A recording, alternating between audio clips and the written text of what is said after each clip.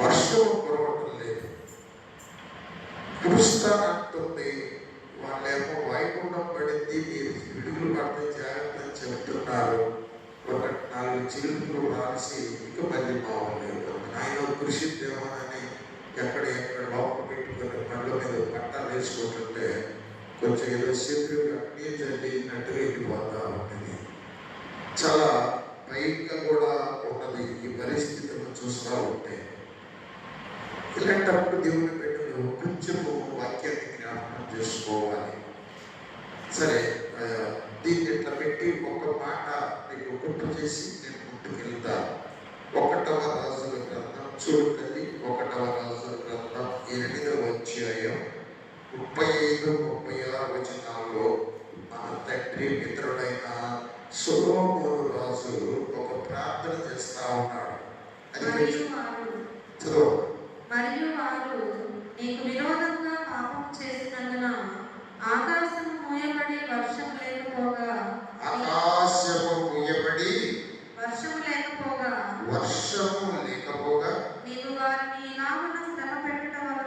నీవు వారిని ఇలాగున శ్రమ పెట్టుట వలన వారు నీ నామమును ఒప్పుకొని తమ పాపములను విడిచి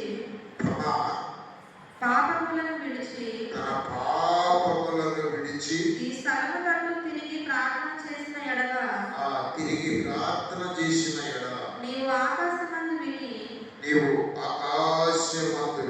నీ దాసులైన ఇశ్రాయేలీయులను నీ చెరులు చేసిన పాపమును క్షమించి వారు నడవవలసిన సన్మార్గమును వారికి చూపించి నీ చెరులకు నీవు స్వాస్థ్యముగా ఇచ్చిన భూమి మీద వర్షం కురిపించు. సొలొమోను గారు ప్రార్థన చేస్తా ఉన్నాడు. అయ్యా, వర్షం లేనప్పుడు ఎందుకు వర్షం ఉన్నదంటే నీకు విరోధముగా పాపము చేసినందున వర్షం కురవదంట. మనుషులు దేవునికి విరోధముగా పాపము చేసినప్పుడు వర్షం కురవదు. ఎందుకని? వర్షానికి దేవుడికి ఏంటి సంబంధం అంటే పంచభూతములు ఆయన చేతిలోని దాన్ని నేచర్ అంటారు, సృష్టి అంటారు. ఇవే మనుషులు బ్రతికించేది భూమి మీద ప్రకృతి. ఈ ప్రకృతి పంచభూతములలో ఇవిడి ఉంటుంది. పంచభూతములు దేవుని ఆజ్ఞకు లోబడి ఉంటాయని వాక్యం చెబుతుంది. పంచభూతములు ఏంటంటే భూమి, ఆకాశం, నీరు, గాలి, అగ్ని. ఈ 5 కూడా దేవుని స్వాధీనంలో ఉంటాయి. నీటికి ఆజ్ఞాపిస్తే నోవహు దినాలలో మొత్తం చచ్చిపోయారు, ఒక నోవహు కుటుంబం తప్ప. అగ్నికి ఆజ్ఞాపిస్తే లోతు దినాలలో సొదొమ గొమొర్రాలు మసైపోయినాయి. గాలికి ఆజ్ఞాపిస్తే పేతురు మునిగిపోతా ఉంటే గాలిని గద్దిస్తే గాలి ఆగిపోయింది. ఏమండి, అలాగా గాలి, నీరు, అగ్ని, భూమి, ఆకాశం ఆయన స్వాధీనంలో ఉంటాయి. ఆయన చెప్తే అవి వింటాయి, మనకులాగా కాదు. మనుషులు దేవుని మాట వినప్పుడు వీటిని వాడుతూ ఉంటాడు దేవుడు, పంచభూతములను వాడుతూ ఉంటాడు. కనుక ఇప్పుడు ఏం జరుగుతుందంటే వర్షం లేదు. వర్షం కురిసి మన చర్చి ముందు కప్పల గోల చేస్తూ ఉంటారు. గోల మన చర్చలు ఏర్పడాలి టైంలో. ఆ చెరువంతా నిండా అదంతా కూడా కదా. దోమలు వీహ్యమని మొత్త పెట్టాలి, నీది లేదు. చక్కగా పిల్లలు క్రికెట్ ఆడుకుంటున్నారు. ఇంకా ముందు నవంబర్, డిసెంబర్ వస్తే మంచి ఎండాకాలము మిడి ఎండ కాసినట్టుగా కాసిందని శాస్త్రవేత్తలు చెబుతా ఉన్నారు. నీరు తాగడానికి ఉండదు. వర్షం వస్తే ఎవరేం చేయలేడు, నిష్ఠులు ఏం చేయలేడు, ఎవడేం చేయలేడు.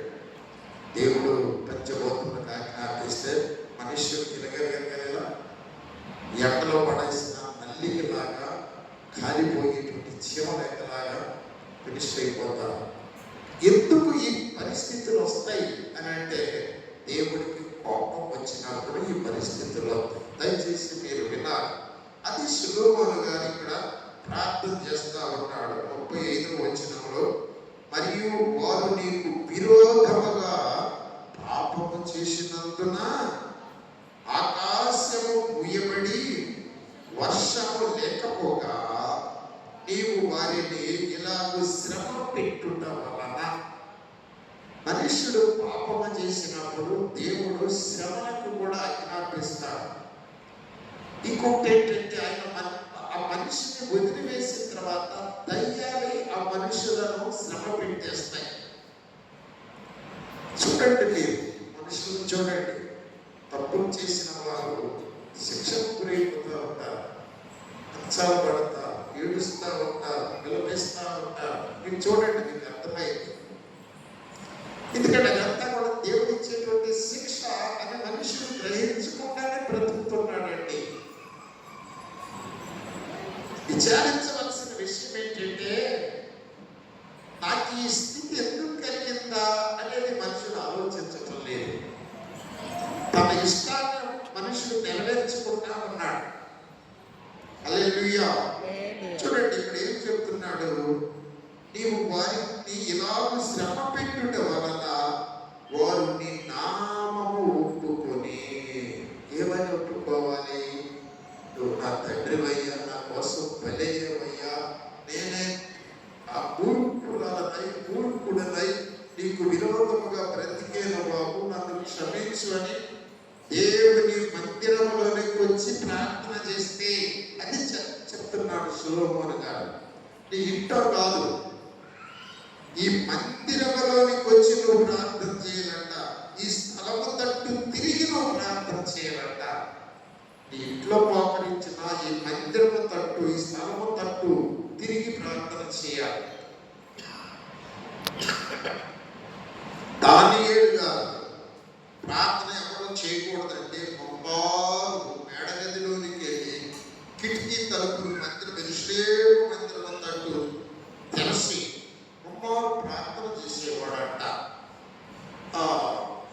ప్రార్థన చేస్తే సింహాల గుహలో వేస్తామని చెప్పారు. అయినా ఆయన లెక్క చేయాల. ఎందుకంటే శ్రమ చిందయ్యా, ఆ రాజు పెట్టిన బొమ్మను ఆరాధించాలంట, కర్మ మనకు లేదయ్యా, మేము ఆరాధించబడిన ఆజ్ఞ ఉంది కనుక నీకే ప్రార్థన చేస్తున్నామని ఆయన ప్రార్థన చేస్తూ ఉన్నాడు. ఎందుకంటే ఆయనకి ఒక వాగ్దానం ఉన్నది. దాని ఏంటంటే, అదిగో మా పితరుడైనటువంటి సొలొమోనుకి, అబ్రహాముకి దేవుడు వాగ్దానం ఇచ్చాడు. ఇదిగో మీకు కష్టం వచ్చినప్పుడు వినండి, మీకు శ్రమ వచ్చినప్పుడు నా ఆలయము తట్టు, ఈ స్థలము తట్టు, యెరూషలేము మందిరము తట్టు మీరు తిరిగి ప్రార్థన చేస్తే నేను మీ ఆలకించి మిమ్మల్ని కాపాడతాను వాగ్దానం ఇచ్చావు కదయ్యా. ఇప్పుడు శ్రమ వచ్చిందయ్యా, నిన్ను ఆరాధించొద్దంటున్నారయ్యా అని తలుపులు తీసి ప్రార్థన చేస్తా ఉన్నాడు. తలుపులు మూసి ఆఫీస్కి వచ్చి ఆ పనులన్నీ చూసుకుంటా ఉన్నాడు. ఏం జరిగిందంటే, ఒకరోజు ఏం జరిగిందంటే, ఒక ఉదయం సైనికులు వచ్చేసి, రాజు గారి సైనికులు వచ్చేసి, అయ్యా నిన్ను అరెస్ట్ చేస్తున్నాను అన్నారు. ఎందుకయ్యా అంటే, నీవు ప్రార్థన చేయొద్దంటే చేస్తున్నావు కాబట్టి, నువ్వు రాజు ఆజ్ఞను అతిక్రమించావు కాబట్టి అరెస్ట్ చేస్తున్నాను అన్నారు. అయితేనయ్యా, మీరు ఈ లోకపు రాజు ఆజ్ఞను మీరు నన్ను అరెస్ట్ చేస్తున్నారు. మేము కానీ ప్రార్థన చేయకుంటే పరలోకపు రాజు మమ్మల్ని శిక్షిస్తారు. ఈ లోకపు రాజు కంటే మాకు పరలోకపు రాజు యొక్క ఆజ్ఞనే ముఖ్యం. మీరు చంపేసిన, మీరు సింహాల గుహలో వేసిన ముఖ్యమయ్యా నాకు అని చెప్పాడు. సంఖ్యలు వేసి చక్రవర్తి ముందు దానియేలుని నిలబెట్టినప్పుడు దానియేలు రాజుగారి ఆజ్ఞకు లోపడలేదు. రాజుగారి ఆజ్ఞను ధిక్కరించేశారు. ఏమండి, సింహాల గుహలో పడవే పడాలి, ఆ భయంకరమైన సింహాల గుహలో పడవేసినా కూడాను నేను ప్రార్థన చేయవలసిందే. ఈ దినాలు కూడా అలాంటి దినాలు వచ్చినాయి. మనకు ఆధారం ఏంటంటే, చెప్తాను వినండి కొంచెం. మనకి వాగ్దానం ఆధారం. సింహాల భూమి కంటే వాగ్దానమే మనకి ఆధారం. నీవు వర్షము లేనప్పుడు, నీకు శ్రమ వచ్చినప్పుడు, దేవుడికి కోపం వచ్చినప్పుడు, నీవు ఈ స్థలం చుట్టూ తిరిగి నీ దోషాలు ఒప్పుకొని ప్రార్థన కార్యం చేస్తానని చెప్పిన వాగ్దానం ఉన్నది. సొలొమోనుకి దేవుడు వాగ్దానం చేశాడు, అబ్రహాముకి, ఇస్రాయిల్కి కూడా చేశాడు, ఇశ్రాయేలీయులకి చేశాడు. అట్లా చేశాడు కదా అయ్యా, మరి ఇదిగో మాకు శ్రమ వచ్చింది, మమ్మల్ని కాపాడు అంతే. సింహాల గుహలో వేస్తే వినంటారు తల్లి, నా వైపు చూడండి, చక్కలు వేసి సింహాల గుహలోనికి నెట్టేస్తారంటే ఆ దేవుడు కూడా దిగి వచ్చి దాని అంటే సింహాల గుహలోనికి రావాల్సి వచ్చింది. హల్లెలూయా చెప్పండి. శత్రువు మిషిక్ అభిద్రుని అగ్నిగుండంలో పడేస్తే ఆ దేవుడు కూడా అగ్నిగుండంలోనికి దిగి రావాల్సి వచ్చింది. ఎందుకంటే వారు ఆ దేవుడిని ప్రార్థన చేశారు. శ్రమలో ఎండకాడ కూర్చొని టీవీలు చూసుకుంటా ఉంటే జరగవలసింది జరిగిన తర్వాత నువ్వు నేను ఏం చేయలేము, ఏడవడం తప్ప, గుండె అవిసిపోయేటట్టు ఏడవడం తప్ప ఏం చేయలేము. ఆ శ్రమ రాకముందే, ఆ ఉగ్రత రాకముందే ఆ దేవుడు ఇవ్వాలనుకున్నటువంటి శిక్ష ఏమండి, కయీనుతో దేవుడు అన్నాడు, చాలా అవకాశం ఇచ్చాడు, లోపడలేదు కనుక ఈ భూమి నీకు పంటనివ్వదు, దేశం చెప్పని వైపు తిరిగి అంటాడు. అప్పుడు ఏడుస్తాడు, అన్నా తర్వాత ఏడుస్తాడు, నా దోష శిక్ష నేను భరించలేనంత గొప్పది. అది ముందు తెలియదా నీకు దేవుడి గురించి? సరే, ఇప్పుడు నేను మీతో ఏం చెప్తున్నానంటే వాగ్దానం గొప్పది. దేవుడు నీకు ఇచ్చిన వాగ్దానం ప్రతి నెల నెక్స్ట్ శనివారం వాగ్దానాలు ఇస్తాను నీకు. దేవుడు ఇచ్చిన వాగ్దానాలని నెల సంవత్సరానికి ఒక వాగ్దానం ఉంటుంది నీకు. బైబిల్లో నువ్వు ఏ రోజు ఆ రోజు తీస్తే నీకు వాగ్దానం ఇస్తాను దేవుడు. ఆ వాగ్దానాన్ని దృష్టిలో పెట్టుకుని ప్రార్థన చేస్తే వాగ్దానానికి బద్ది అయ్యే దేవుడు ఆయన ఇచ్చాడు కనుక ఆయన చేయాల్సి, ఆయన మాట ఇస్తే ఆ మాట ప్రకారం ఆయన బద్ది అయ్యి వస్తాడు. వాగ్దానాన్ని ప్రార్థన చేయాలి. అడుగు నీకు ఇస్తానని చెప్పావు కదా అయ్యా, నీ ఆత్మ నాకు దయచేయాలి, ప్రార్థన చేయి. పరిశుద్ధాత్మ దేవుడు నీతో ఉండాలి. వాగ్దానం చాలా ముఖ్యం. నిజంగా చెప్తున్నాను, ఆజ్ఞ కంటే వాగ్దానం ముఖ్యం, శ్రమల కంటే వాగ్దానం ముఖ్యం, సాతాను శోధనల కంటే, సింహాల గుహల కంటే, అగ్ని గంధకముల ప్రతి శ్రమ కంటే కూడా వాగ్దానం చాలా ముఖ్యం. కనుక వాగ్దానాన్ని ప్రార్థన చేయమని చెప్తా ఉన్నాడు. సరే, అక్కడ పెట్టేసేసి నేను ఈ చదవబడిన లేఖన భాగమును మీకు రాకడకు కనెక్ట్ చేయాలని నేను ఆశపడుతున్నాను. చెప్పాలి, ఎందుకంటే ఆ టైం వచ్చేసి ఇప్పుడు రాకడ గురించి సేవకుడుగా నేను చెప్పకపోతే మీరు సిద్ధపడరు. మీరు సిద్ధపడకపోతే దేవుడు నన్ను లెక్క అడుగుతారు. ఏదేదో ఆ మాటలు ఈ మాటలు చెప్పుకుంటా గడిపే టైం మాత్రం ఇది కాదు.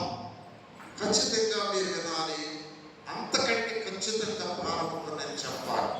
ఈ మాటల్లో నుంచి చూడండి, దేవాది దేవుడైన యెహోవా ఆజ్ఞయించుచున్నాడు, తూర్పు దిక్కు మొదలుకొని పట్టమట్టి దిక్కు వరకు భూమి నివాసులను రమ్మని పిలుచుచున్నాడు.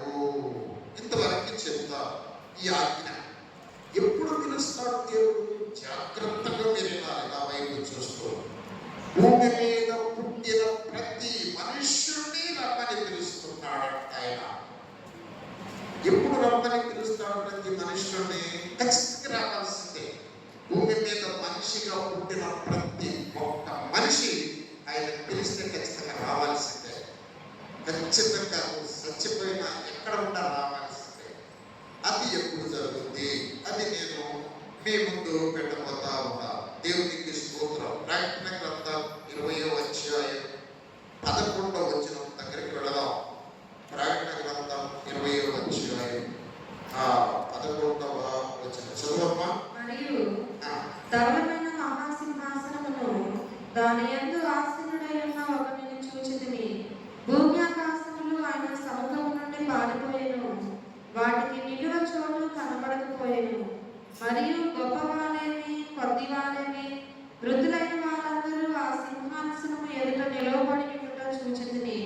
అప్పుడు గ్రంథములు విప్పబడెను, మరియు జీవ గ్రంథమును వేరొక గ్రంథము విప్పబడెను. ఆ గ్రంథములయందు రాయబడి ఉన్న వాటిని బట్టి తమ క్రియల చొప్పున మృతులు తీర్పు పొందిరి. సముద్రము తమలో ఉన్న మృతులను అప్పగించెను, మరణమును పాతాళలోకమును వాటి వశమునున్న మృతులను అప్పగించెను. వారిలో ప్రతివాడు తన క్రియలు చొప్పున తీర్పు పొందెను. మరణమును మృతుల లోకమును అగ్నిగుండంలో పడవేయబడెను. ఈ అగ్నిగుండము రెండవ మరణము. ఎవరి పేరైనను జీవగ్రంథములో రాయబడినట్టు కనబడని ఎడల వాడు అగ్నిగుండంలో పడవేయబడెను. ఎవరి పేరైనను జీవ గ్రంథములో రాయబడినట్టు కర్ణపాఠాన్ని ఎడల వాడు అగ్నిగుండంలో పడవేయబడెను. ఇక్కడైనా జాగ్రత్తగా జీవ గ్రంథంలో పేరు లేని ప్రతి మానవుడు ఆదాము ఏదేను తోటల ఆదాము మొదలుకొని ప్రభువు రెండవ రాకడలో ఆయన బిడ్డలుగా కూర్చబడిన వారి పేరు జీవ గ్రంథంలో రాయబడి ఉంటే పర్వాలేదు, లేకపోతే మొత్తము ఈ తీర్పులోకి వచ్చి నిలబడి అగ్ని గంధంలోనికి అందరూ కూడా జాగ్రత్తగా వినండి. ఇది ఎప్పుడు జరుగుతుంది? అంటే ఇది ఫైనల్ తీర్పుగా. ఈ తీర్పు జరిగిన తర్వాత మిగిలిన వాళ్ళందరూ జీవగ్రంథంలో పేర్కొన్న వాళ్ళందరూ క్రొత్త ఆకాశము క్రొత్త భూమి మీదకి వెళ్ళిపోతారు. ఇప్పుడు చెప్తా బాగా మీరు ఖచ్చితంగా వినాలి. రాకడ అనేది రాకడ అని మేము అనుకుంటాం. రాకడలో ఎత్తబడాలి అది అది తప్పు. వినండి జాగ్రత్తగా. ఆగమనము, రాకడ, నూతన ఆకాశము, నూతన భూమి మీదకి దిగి వచ్చుట, ఈ మూడింటిని కలిసి రాకడ. మళ్ళీ చెప్తా, ఆగమనము అంటే ఏంటంటే అది రాకడ కాదు, అంటే ర్యాప్చర్ అంటాం. పెళ్లి కుమార్తె ఎత్తబడుట అంటారు. ఏమంటుందండి? ర్యాప్చర్. ఎత్తబడుట. భూమి మీద సిద్ధపడిన పరిశుద్ధులు ఎత్తబడుట.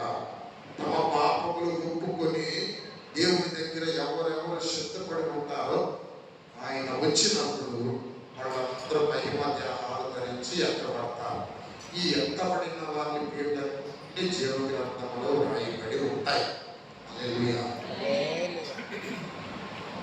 జాగ్రత్తగా వినండిరా. ఎవరు ఎత్తబడతారు అంటే ఇంకొక మాట చెప్తారు. పరిశుద్ధాత్మకు ఎవరు లోబడి ఆత్మానుసారముగా బ్రతుకుతారో వాళ్ళు ఎత్తబడతారు. శరీరానుసారముగా బ్రతికే వాళ్ళు ఎత్తబడరు, వాళ్ళు విడవబడతారు. ఆత్మానుసారముగా నడిచడం అంటే ఏంటి?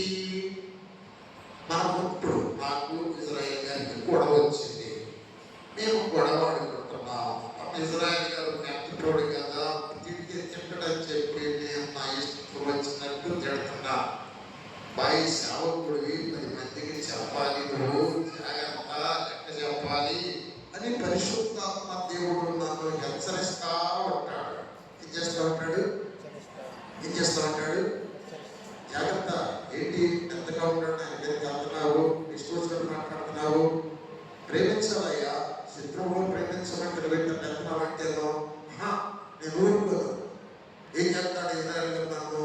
ఆ విధంగా నేను ఆత్మానుసారంగా కాకుండా ఎట్లా వెళ్తున్నాను? శరీరానుసారంగా గొడవాడుతా ఉన్నా. సరే ఆడానండి, ఏదో బీపీ ఉందని ఆడాను. తర్వాత నా పాపం అమ్మాయిలు ఎంతో ప్రేమిస్తాను, నన్ను నా మనసు బాధ పెట్టేది. అయ్యో క్షమించు ప్రభు అని మళ్ళీ సరగా చేపట్టుకొని అయ్యా తప్పైంది క్షమించయ్యని అడగరా? కనుక ఆ పాపం నిలిచి ఉంటాను. దానికి నేను దేవుడికి లెక్క చెప్పాను. నేనంటే నేను ఎంతకూడదు. మీకు అర్థమవుతుందండి? శరీరానుసారమైన మనస్సు కలిగి బ్రతికితే మరణం. రోమపత్రిక 8:5 ఉంటుంది. శరీరానుసారమైన మనస్సు అమ్మో, ప్రార్థన ప్రార్థన పెట్టాడు పాస్టర్ గారు 7 గంటలకి. ఇంకా సెంటర్లో కూర్చొని ముచ్చట్లు చెప్పుకుంటా ఉంటారు. ఆ మాటలు ఈ మాటలు ఈ మాటలు ఆ మాటలు. దేవుని ఆత్మ గద్దిస్తారు. అమ్మాయి 7ంటికి 5ంటికి ప్రార్థన పెట్టాడు. వెళ్ళండి వెళ్ళవచ్చులే, ఆరాధన అయిపోయిన తర్వాత వాక్యం చెప్పేటప్పుడు వెళ్ళవచ్చు. అక్కడ నీ మనసు, నీ ఆత్మకి ప్రిఫరెన్స్ ఇస్తున్నావా, నీ శరీరానికి ప్రిఫరెన్స్ ఇస్తున్నావా? శరీరానికి ప్రిఫరెన్స్ ఇస్తుంది శరీరానుసారమైన మనసు. అర్థమవుతుందా? వాళ్ళ పాపాలు క్షమించబడవు, వాళ్ళ పాపములకు శిక్ష విధించబడదని రోమా పత్రిక 8వ అధ్యాయంలో 3వ వచనంలో చెప్పాడు యేసయ్య చెప్పాడు. ఆ చదువు. శరీరము అనుసరింపక అదేంటి కథ? నేను శరీరాన్ని అనుసరించకుండా ఆత్మను అనుసరించే నడుచుకుంటే ఆయన యొక్క శరీరములు ఆత్మను అనుసరించి నడుచుకున్న వారి పాపములకు శిక్ష విధించబడుతుంది. అక్కడ జాగ్రత్తగా వినండి, చెప్పమ్మ మాట. శరీరం అనుసరించక మన యందు ధర్మశాస్త్ర సంబంధమైన నీతి విధి నెరవేర్చబడాలని పాప పరిహారం నిమిత్తం దేవుడు తన సొంత కుమారుని పాప శరీరాకారముతో పంపి ఆయన శరీరమందు పాపమునకు శిక్ష విధించాడు. అక్కడ ఆగండి. ఎవరి పాపములకు యేసయ్య శరీరమందు శిక్ష విధించాడు దేవుడు? చెప్పాలి మీరు. శరీరమును అనుసరించే వారి పాపములకు శిక్ష విధించాడా? మీకు అర్థం కాదన్నమాట. ఇది అర్థం చేసుకోవాలి మీరు. శరీరము అనుసరించకుండా ఆత్మనే అనుసరించు మన యందు ధర్మశాస్త్ర సంబంధమైన నీతి విధి నెరవేర్చబడాలి అని. ఎందుకంటే ధర్మశాస్త్ర నీతి ఆయన చేతితో రాశాడు కాబట్టి అది నెరవేర్చబడాలి. అది నెరవేర్చబడాలంటే ఆత్మను అనుసరించి నువ్వు నడవాలి. ధర్మశాస్త్ర సంబంధమైన నీతి విధి నెరవేర్చబడవాలని దేవుడు తన సొంత కుమారుని పాప శరీరాకారముతో పంపి ఆయన శరీరమందు ఆత్మను అనుసరించి నడుచుకున్న వారి పాపములకు శిక్ష విధించాడు. శరీరం అనుసరించి నడుచుకున్న వారి పాపములకు శిక్ష, వారి పాపములు చెప్పండి పేరుకుపోయి ఉన్నాయి. గుర్తి కుండలో బట్టి పేరుకుపోయినట్టుగా పేరుకుపోయి ఉన్నాయి.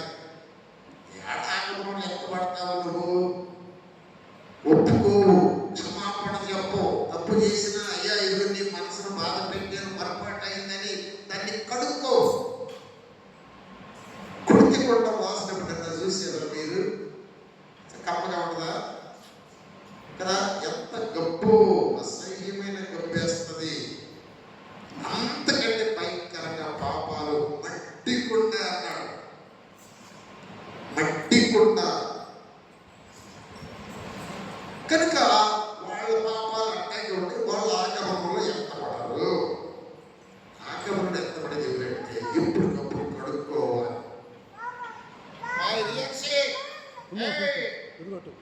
కూర్చోవాలి కానీ ఇష్టం వచ్చిన అసలే జనం తగిలింది కదా నీకు, కూర్చోవాలి మరి అన్నాను.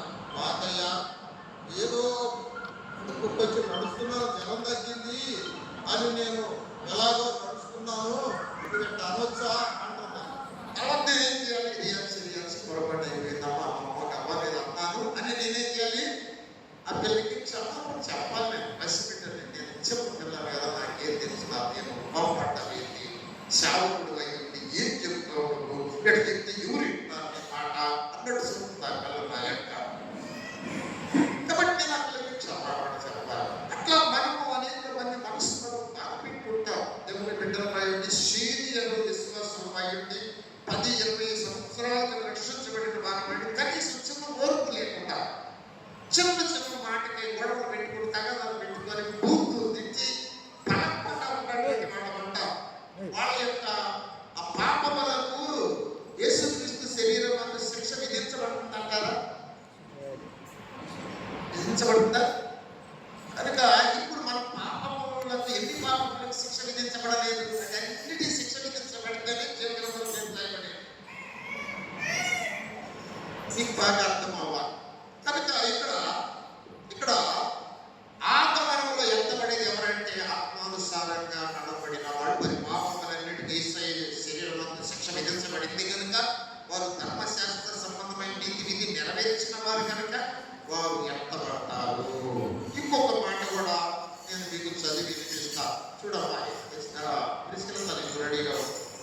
ఎఫెసీయులకు రాసిన పత్రిక 5వ అధ్యాయం. ఎఫెసీయులకు రాసిన పత్రిక 5వ అధ్యాయము 27వ వచనం. అటువలే క్రీస్తు కూడా సంఘమును ప్రేమించి అది కళంకమైనను ముడతైనను అటుది మరేదైనను లేక పరిశుద్ధమైనది గాను నిర్దోషమైనది గాను మహిమగల సంఘము గాను ఆయన తన ఎదుట దానిని నిలవబెట్టుకొనవలెనని వాక్యముతో ఉదక స్నానం చేత దానిని పవిత్రపరిచి పరిశుద్ధపరచుటకై దాని కొరకు తను తాను అప్పగించుకొనెను. ఇక్కడ చూడండి, ఆ సుమతి జాగ్రత్తగా ఏదో హల్లెలూయా. ఒక్క మాట దాటిపోయినా మీరు డ్యామేజ్ అవుతారు. నేను చెప్తున్నాను, ఈ మాట కూడా మాకు వారి బాగా సింపుల్ కొద్దిగా కంట్రోల్ చేస్తే రియాన్సీ కంట్రోల్ అయింది. ఆ పిల్లల్ని కంట్రోల్ చేయాలి, ఆ పిల్లల్ని కంట్రోల్ చేయాలి. కొంచెం కంట్రోల్ అవుతారు అయ్యా. మనం చూసుకోండి, ఈ మాట కొంచెం జాగ్రత్తగా మీరు హల్లెలూయా హల్లెలూయా. చూడమ్మా, మళ్ళీ చదువుతాను చూడండి. అటువలే క్రీస్తు కూడా సంఘమును ప్రేమించి అది కళంకమైన ముడతైన అట్టిది మరేదైనా లేకుండా దానిని వాక్యముతో ఉదక స్నానము చేత పరిశుద్ధపరచి నిర్దోషముగాను పరిశుద్ధమైనదిగా తన ఎదుట నిలబెట్టుకోవాలి. ఆయన ఆడవాళ్ళు ఆయన ఎదుటకు పెళ్లి కుమార్తె వెళ్ళాలి అంటే ముడత, కళంకము, మచ్చ, నాగు ఏమి లేకుండా వాక్యము నిన్ను శుద్ధి చేసిన వ్యక్తివై ఉన్నారు. అదేనండి, ముడత అంటే ఏంటి చెప్తారు, జాగ్రత్తగా వినండి. ముడత ఈ సంకలో ఇట పెడతాం, దీన్ని ఏమంటారు? ముడత అంటారు. మొక్కం కడుక్కున్నాం, సంక కడుక్కోవాలి. వాక్యం చెప్తా ఇజ్రాయల్ గారు వచ్చి నన్ను పల్లారంలో కౌగిలించుకున్నాడు. సంక కాడకి ఆయన పూర్తింది. ఎట్లా ముడతలో గొప్ప వచ్చేసింది. రాష్ట్ర గారు సంక వచ్చాడు. ముడత ముడత కొన్ని తగ్గబడేటప్పుడు ఆ తగ్గల్లో ముడతల్లో ఉంటుంది దాగులు ముడతలు. వాక్యము సరిచేయాలి. వాక్యం నీతో చెప్పినప్పుడు ఆ ముడత కడగబడాలి. వాక్యం అది ఉదక స్నానంతో శుద్ధి చేసి తన ఎదురులో నిలవబెట్టుకోవాలని అంటాడు. మరి ఎన్ని ముడతల్లో మరి సంకలో కప్పులాగా మనకు ఉన్నది. ఎంతమందిని బాధ పెట్టాము, ఎంతమందిని అనవసరంగా మాట్లాడాము, సర్వతంగా ద్వేషించాము, లోకస్తుల మీద నేను ఎంత వేసాము, అపవిత్రమైన మాటలు పంచుకున్నాము. ఇవన్నీ కడగబడకపోతే ఆ ఆగమనములో ఎక్కబడము. సరే, ఇక్కడి నుంచి ముందుకెళ్ళిపోతాం. జాగ్రత్తగా వినండి. ఓ దేవునికి స్తోత్రం, హల్లెలూయా. ఆగమనములో ఎత్తబడిన తర్వాత ఏం జరిగింది చెప్పేస్తాను. నాకు చెప్పుడు స్టెప్పులు చెప్పేస్తాను. గబగబా చెప్తాను. మనము అన్ని ఎప్పటికప్పుడు కడుపులో సిద్ధపడి ఏసయ్య ఎప్పుడొస్తావు అని అంటే, ఏసయ్య ఒక దినాన వచ్చినప్పుడు ఆయన అంటాడండి. చూడండి, ప్రకటన గ్రంథము 22వ అధ్యాయంలో, ప్రకటన గ్రంథం 22వ అధ్యాయం ఆయన అంటాడు,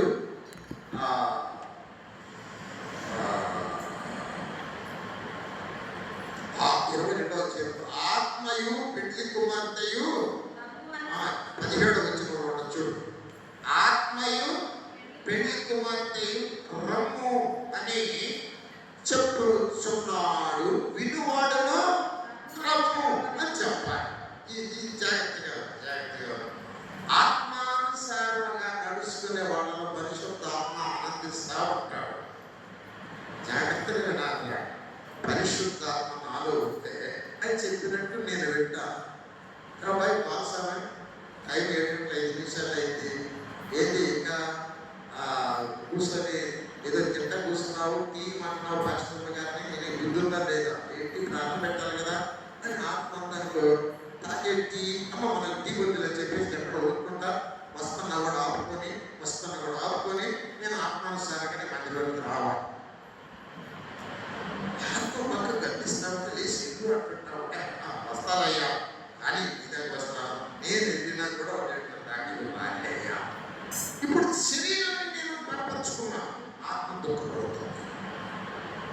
ఎన్నో సార్లు దేవుని బిడ్డమైన నిన్ను దేవుని వాక్యం ద్వారా, ప్రేరేపణ ద్వారా, కళల ద్వారా నిన్ను నన్ను గద్దించి ఉంటారు. ఆత్మ ఎన్నోసార్లు ఆత్మను మనం నెట్టేసేసి తిరస్కరించే శరీరానికే మనం అవకాశం ఇచ్చాం. కనుక ఆత్మయు పెళ్లి కుమార్తెయు రమ్ము అన్నప్పుడు ఈ పరిశుద్ధాత్మ ఆయనకు లోబడి ఆత్మానుసారంగా ఆ పాపములన్నీ వేసే శరీరంలో శిక్ష విధించిన వారిని అందరిని తీసుకొని ఆయన వెళ్ళిపోతాడు. ఆత్మ కూడా వెళ్ళిపోతుంది.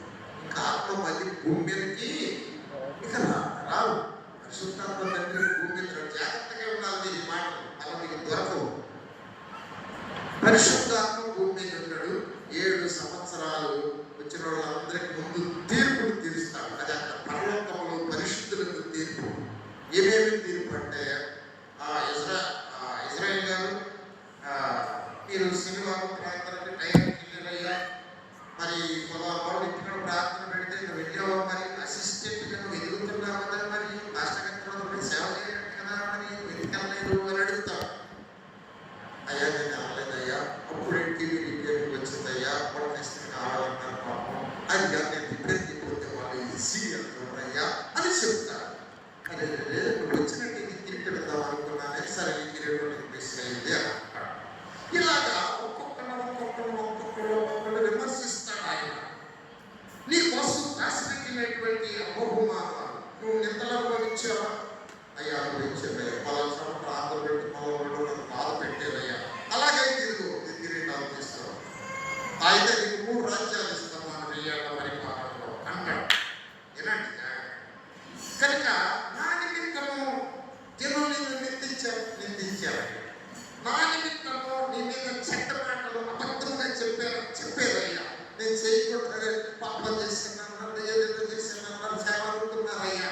అయితే ఇగో నీ బహుమానాలు, ఇగో నీ మెడల్స్, ఇగో నీ రాజకీయాలు, అవన్నీ కూడా వాళ్ళ క్రియలకు తగినట్టుగా దేవుని కోసం పడిన పాటలకు ఇన్ని ఆత్మలు రక్షించావు కానీ అంటేనో నేను 5 ఆత్మలు రక్షించానయ్యా, 5 మెడల్స్ తీసుకో, నువ్వు 5 ఊర్లకి నువ్వు కౌన్సిలర్గా వెయ్యాడు.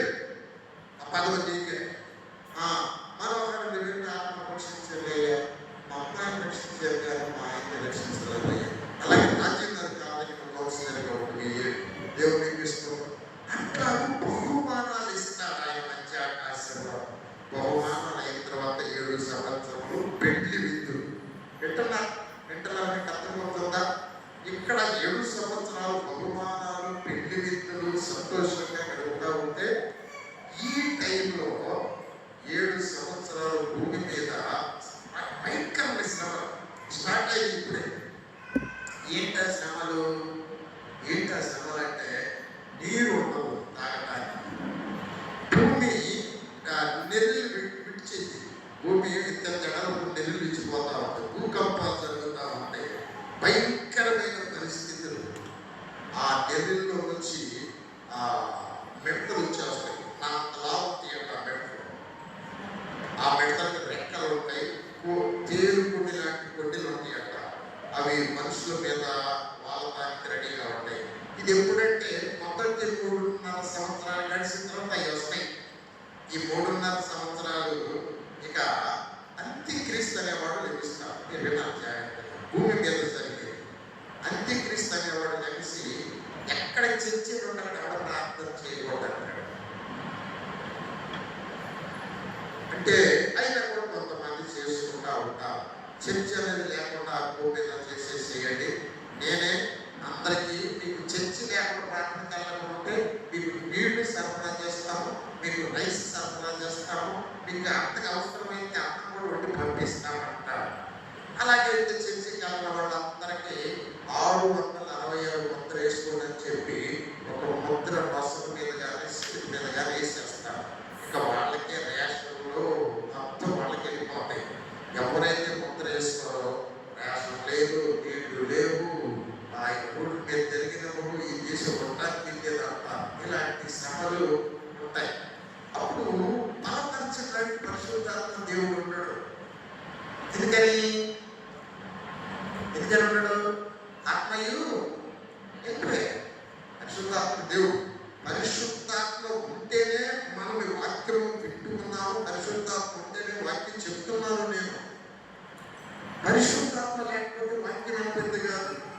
వచ్చేస్తుంది. అయ్యే నాకే ముద్ర, నాకే ముద్ర అని అందరూ ముద్రలు వేసుకుంటారు.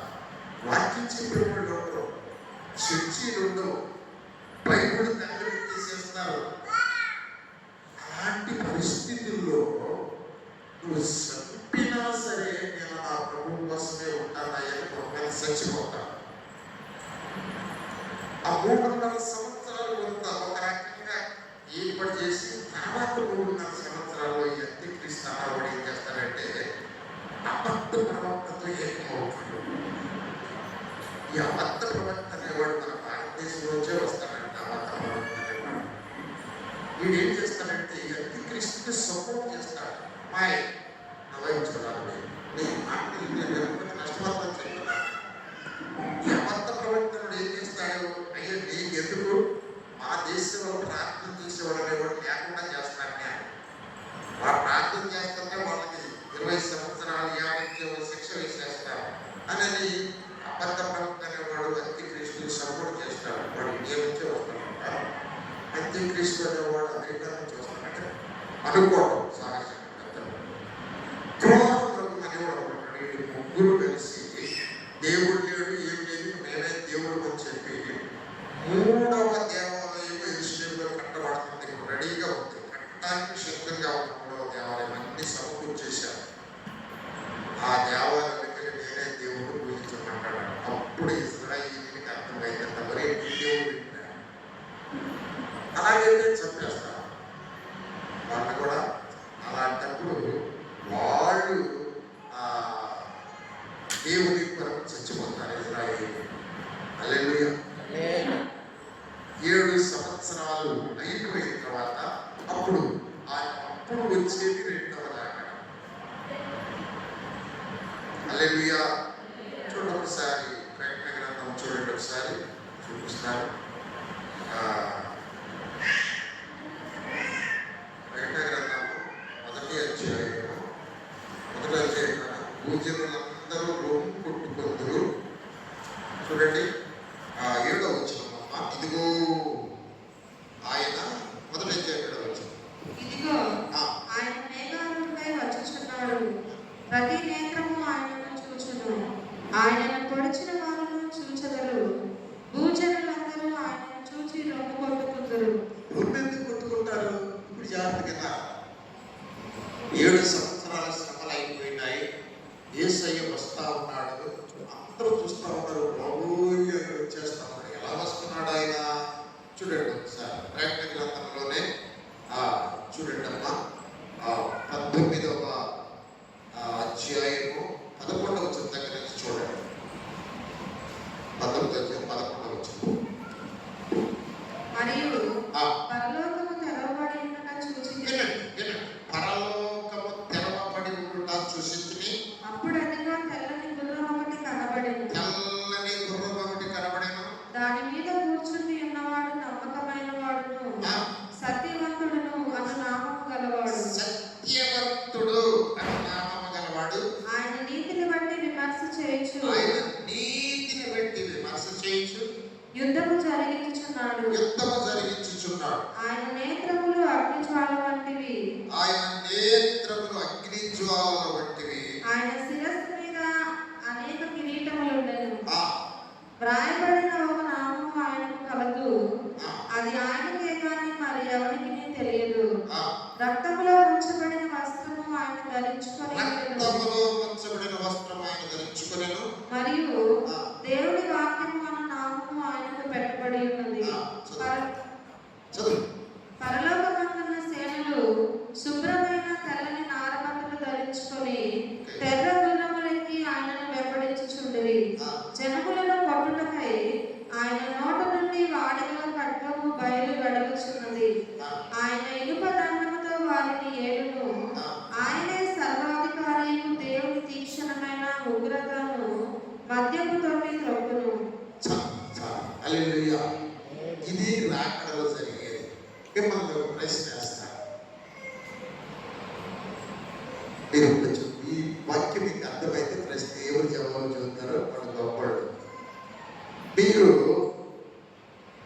రాకడ కోసం ఎదురు చూసేవాళ్ళు ఎవరో చేతులు ఎత్తండి. రాకడ కోసం ఎదురు చూసేవాడు. రాకడ కోసం ఎదురు చూసేవాళ్ళు ఎవరి చేతులు ఎత్తారు? రాకడ ఉందా మీకు? రెండవ రాకడలో ఎవరు ఎత్తపడాలో వాళ్ళ చేతులు ఎత్తండి. ఎందుకెత్తలేదు మీరు చేతులు? అక్కడ ఇప్పుడు రాలేదు కాబట్టి అక్కడ చేయింది ఆనందకుమార్. ఎందుకెత్తలేదు మీరు చేతులు? పిల్లలు అందుకని ఎత్తారు. చేయింది చెప్తా చూపించు. ఎందుకని ఎందుకెత్తలేదు మీరు? రాకడలో ఎత్తబడేది, రాకడలో రక్షించబడేది ఎవరంటే 7 ఏళ్ల శ్రమల్లో ఉన్నవాళ్ళు ఎత్తబడతారు. ఆగమనములో ఎత్తబడేది ఎవరు? పరిశుద్ధపరచుకొని జీవగ్రంథంలో పేరు రాసుకొని రెడీగా పుడతా మత్సకాలు లేని వాడు ఆగమనంలో ఎత్తబడతారు. ఆగమనంలో ఎత్తబడిన తర్వాత వాళ్ళందరూ కూడా పెళ్లి విందులో ఉంటారు. చూడండి, అది కూడా చెప్తారు. 19వ అధ్యాయం 6వ వచనం చదువు. సంగము పెళ్లి. అప్పుడు గొప్ప జనసమూహపు శబ్దమును, విస్తారమైన జలముల శబ్దమును, బలమైన ఉరుముల శబ్దమును పోలిన ఒక స్వరము, సర్వాధికారియు ప్రభువునకు మన దేవుడు ఏలుచున్నాడు, ఆయనను స్తుతించుడి. గొర్రెపిల్ల వివాహోత్సవ సమయం వచ్చినది, ఆయన భార్య తను సిద్ధపరచుకుని ఉన్నది కనుక మనము సంతోషపడి ఉత్సాహించి ఆయనను మహిమపరచమని చెప్పగా వింటిమి. ఈ ఆగమనములో ఎత్తబడిన వారు పెళ్లి కుమార్తె సంఘంలో వివాహంలో ఉంటారు, బహుమానాలు తీసుకుంటారు. 7 సంవత్సరాలు మధ్యాహ్నంలో దేవునితో కూడా ఉంటారు. వాళ్ళు కన్ఫర్మ్ రిజర్వేషన్ వల్ల ప్రతి వాళ్ళు, వాళ్ళకి తిరుగులేదు, శ్రమలు లేవు, కష్టాలు లేవు. 7 సంవత్సరాలు అయిన తర్వాత ఇంతకు మనం 50వ కీర్తన చదువుకున్నాం. చూడండి, మన 3వ వచనం. మన దేవుడు ఏం చేయుచున్నాడు? ఆయన మౌనముగా ఉంటాడు. ఆయన ముందర అగ్ని మండును, ఆయన చుట్టూ ప్రశాంత వాయువులు వేశారు. ఇంత ప్రకటన గ్రంథం 19వ అధ్యాయం 11వ వచనంలో చదువుకున్నాం. ఆయన తెల్లని గుర్రం వేసుకొని వస్తున్నాడు. ఆయనకు సత్యవంతుడు అను నామము కలదు. ఆయన నీతిని బట్టి విమర్శ చేయును అని మనం చదువుకున్నాం. ఆయన శిరస్సు మీద కిరీటములు కలవు కదండి. ఇదంతా మనం చదువుకున్నాం. తర్వాత ఆయన నేత్రములు అగ్ని జ్వాలల వంటివి, రక్తములో ఉంచబడిన వస్త్రము ఆయన ధరించుకొని. ఈ రక్తం ఏముందంటే దేవునికి విరోధంగా బ్రతికే వారిని అందరినీ చంపేస్తూ ఉంటాడు. చంపేస్తూ ఉంటే చివరికి వీళ్ళందరూ చచ్చిపోయి ఈ భూమి మీద అంతా నెత్తురు కమ్మిపోయి మాంసపు శవాలు గుట్టలు గుట్టలు గుట్టలు గుట్టలు భూమి మీద మనుషుల శవాలే. అప్పుడు దేవుడు ఏం చేస్తాడంటే, వినండి, ఇవన్నీ జరగబోతుంది. ఆయన పక్షులు క్యాకేస్తాడంట. ఆ మాట చదువు అమ్మాయి. 18వ వచనము 19వ అధ్యాయము ప్రకటన గ్రంథం. మరియు ఒక దూత సూర్యబింబములో నిలిచి ఉండడం చూచితిని. అతడు గొప్ప శబ్దముతో ఆర్భాటించి, రండి, రాజుల మాంసమును, సహస్రాధిపతుల మాంసమును, బలిష్ఠుల మాంసమును, గుర్రముల మాంసమును, వాటి మీద కూర్చుండు వారి మాంసమును, స్వతంత్రులదేమి, దాసులదేమి, కొద్దివారిదేమి, గొప్పవారిదేమి, అందరి యొక్క మాంసమును తినుటకై దేవుని గొప్ప విందుకు కూడినండని ఆకాశ మధ్యమందు ఎగురుచున్న సమస్త పక్షులను పిలిచెను. ఈ మాంసం తినడానికి పక్షులన్నీ కూడినండి. రాజుల మాంసం, గొప్పల మాంసం, కోటేశ్వర మాంసం, ధనవంతులు అందరి మాంసం ఉంటాయి. మొత్తం తినేసేసాడు. గొప్ప విందు మనుషుల మాంసం విందు. ఆ రక్తము ఆయన శరీరం పడింది. ఈ 7 ఏళ్ల విందులో ఉన్నారు చూసా ఆయన రక్త వాళ్ళు కూడా. ఇక్కడ చూడండి, 13వ వచనం. రక్తంలో ఉంచబడిన వస్త్రం ఆయన ధరించుకుని ఉంటేను.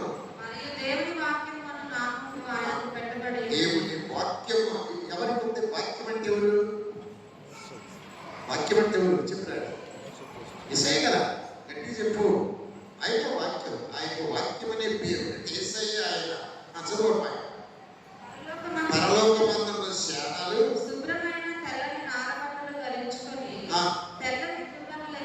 ఆయన వెంబడించుచుండిరి. ఎవరాళ్ళు? మనమే. హల్లెలూయా చెప్పండిరా.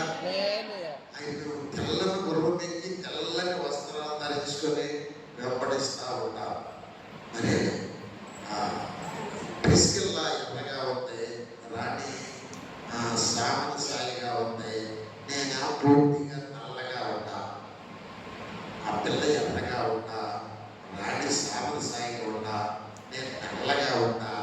ఆ గుర్రాలు ఎక్కినప్పుడు అందరం తెల్లగానే ఉంటారు. హల్లెలూయా చెప్పండి.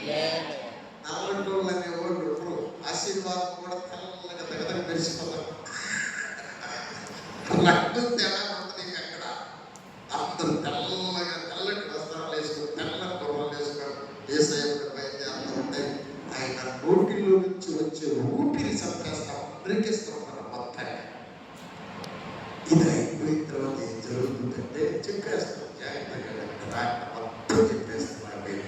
ఇప్పుడు మత్తయి సువార్త చూడండి. మత్తయి సువార్త 25:31 వచ్చింది. తొందరగా చదువుతాయి. తన మహిమతో మనుష్య కుమారుడును ఆయనతో కూడా సమస్త దూతలను వచ్చినప్పుడు ఆయన తన మహిమ గల సింహాసనము మీద ఆసీనుడై ఉండును. అప్పుడు సమస్త జనములు ఆయన ఎదుట పోగు చేయబడుదురు. గొల్లవాడు మేకల నుండి గొర్రెలను వేరుపరిచినట్లు ఆయన వారిని వేరుపరిచి తన కుడి వైపున గొర్రెలను ఎడమ వైపున మేకలను నిలవబెట్టును. అప్పుడు రాజు తన కుడి వైపున ఉన్న వారిని చూచి, నా తండ్రి చేత ఆశీర్వదింపబడిన వారులారా రండి, లోకము పుట్టినది మొదలుకొని మీ కొరకు సిద్ధపరచబడిన రాజ్యమును స్వతంత్రించుకొనుడి. నేను ఆకలి వంటిని, మీరు నాకు భోజనము పెట్టితిరి. దప్పిగొంటిని, నాకు దాహమిచ్చిరి. పరదేశినై ఉంటిని, నన్ను చేర్చుకొంటిరి. దిగంబరినై ఉంటిని, నాకు బట్టలిచ్చితిరి. రోగినై ఉంటిని, నన్ను చూడవచ్చితిరి. చెరసాలలో ఉంటిని, నా యొద్దకు వచ్చితిరని చెప్పును. అప్పుడు ఆయన ఎడమ వైపున ఉండు వారిని చూచి, శపింపబడిన వారులారా, నన్ను విడిచి అపవాదికి వాడి దూతలకును సిద్ధపరచబడిన నిత్యాగ్నిలోకి పోవుడి. నేను ఆకలి వంటిని, మీరు నాకు భోజనము పెట్టలేదు. దప్పిగొంటిని, మీరు నాకు దాహమీయలేదు. పరదేశినై ఉంటిని, మీరు నన్ను చేర్చుకొనలేదు. హల్లెలూయా. నా వైపు చూడండి, నా వైపు చూడండి. 7 ఏళ్ళ శ్రమలు అయిపోయినాయి, యుద్ధం కూడా అయిపోయింది. మొత్తము చనిపోయే వాళ్ళు చనిపోయారు, బతికేవాడు బతికారు. అప్పుడు ఆయన మొత్తాన్ని లేపి చెప్తా ఉన్నాడు, గొర్రెలందరూ ఎడమ పక్కకి రండి, మేకలందరూ కుడి పక్కకి వెళ్ళండి. గొర్రెలు మేకలు. ఇప్పుడు అర్థమవుతుంది, ఎవరైతే ప్రభు కోసమో 666 ముద్ర వేసుకోకుండా శ్రమలను పడి యేసయ్యా నీ కోసమే బ్రతుకుతాం, చచ్చిపోతాం అని ఎవరైతే ఉంటారో వాళ్ళందరూ కుడిపక్కకు వస్తారు. ఇజ్రాయేలీలు కూడా కుడిపక్కకు వస్తారు. అప్పుడు రక్షించబడతారు ఇజ్రాయేలీలు. వాళ్ళకి దేవదూత ముద్ర వేస్తాడు అన్నమాట. దేవదూత వచ్చి ఎక్కడ ఉంది టైం ఎదిగింది. దేవదూత వచ్చి వాళ్ళకి వేరే ముద్ర వేస్తారు, దేవుడి ముద్ర. వాళ్ళందరూ కుడి పక్కకు వస్తారు. దేవుడిని అంగీకరించిన వారు, శ్రమలలో కూడా రక్షణ పొందిన వారు. ఎందుకంటే పరిశుద్ధ రక్షణ పొందడానికి విడిచిపెట్టబడిన తర్వాత రక్షణ పొందడం చాలా కష్టమైన, చాలా ఆయన ఆగమనంలో ఎంత పడడం చాలా ఈజీ. అందుకని బలి అర్పణ చేత నేను తెలుసుకున్న మా బిడ్డలను పిలవడ్డని భూమికి ఆకాశానికి ఆజ్ఞాపిస్తున్నారు. ఈ కొద్ది టైంలో సిద్ధపడిన వాళ్ళు తండ్రి నిజంగా చెప్తున్నారు. లేకపోతే 7 ఏళ్ల శ్రమలో నువ్వు గొర్రెల్లోకి వెళ్ళడానికి